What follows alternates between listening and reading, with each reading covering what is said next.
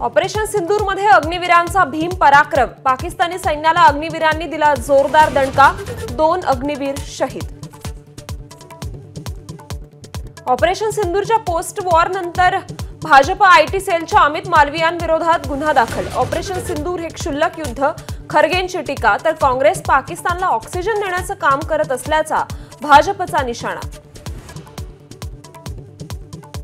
छत्तीसगडमधील अबू जमाडच्या जंगलात 27 नक्षलवाद्यांचा खात्मा। गृहमंत्री विजय शर्मा यांची माहिती। 1 कोटीचं बक्षीस असलेल्या नक्षली संघटनेचा सचिव राजू बसवचाही खात्मा।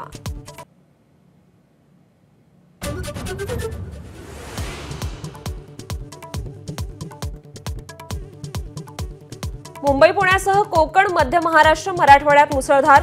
मान्सूनपूर्व पावसाने भंडाऱ्यात भातपीक भुईसपाट, तर हिंगोलीत ओढ्याला पूर। आजपासून जोर आणखी वाढण्याची शक्यता।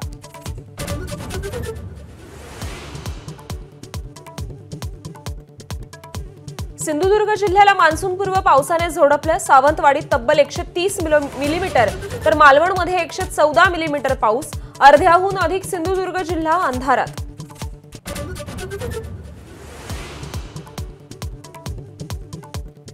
मान्सूनपूर्व पावसाने स्मार्ट सिटी म्हणवणाऱ्या पुण्याला काल झोडपलं। अनेक ठिकाणी रस्ते पाण्याखाली, घरं आणि दुकानात पाणी। चिंचवडमध्ये सर्वाधिक पाऊस।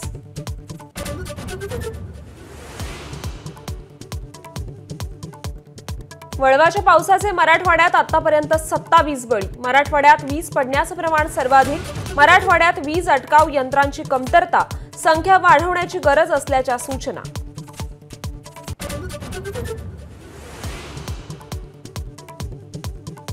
अरबी समुद्रात कमी दाबाचा पट्टा। पुढील 36 तासात संपूर्ण कोकण किनारपट्टीवर मोठा परिणाम होण्याची शक्यता। मासेमारीसाठी खोल समुद्रात न जाण्याचं मच्छीमारांना आवाहन।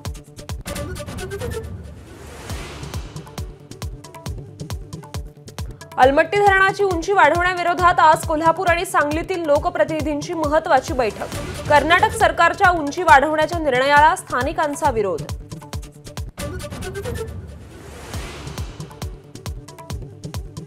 पूजा खेडकरला सर्वोच्च न्यायालयाचा दिलासा। पूजाला न्यायालयाकडून अटकपूर्व जामीन मंजूर। बनावट दिव्यांग प्रमाणपत्राद्वारे आयएएस झाल्याचा आरोप। अजित पवारांच्या राष्ट्रवादीचे पदाधिकारी राजेंद्र हगवणेंवर सुनेच्या आत्महत्येप्रकरणी गुन्हा दाखल। फरार राजेंद्र हगवणेंचा शोध सुरू।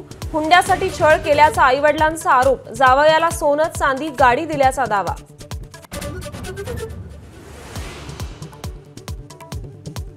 ज्येष्ठ खगोलशास्त्रज्ञ डॉक्टर जयंत नारळीकर यांच्यावर आज शासकीय इतमामात अंत्यसंस्कार।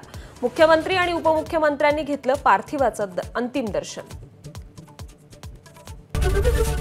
एबीपी माझा, उघडा डोळे बघा नीट।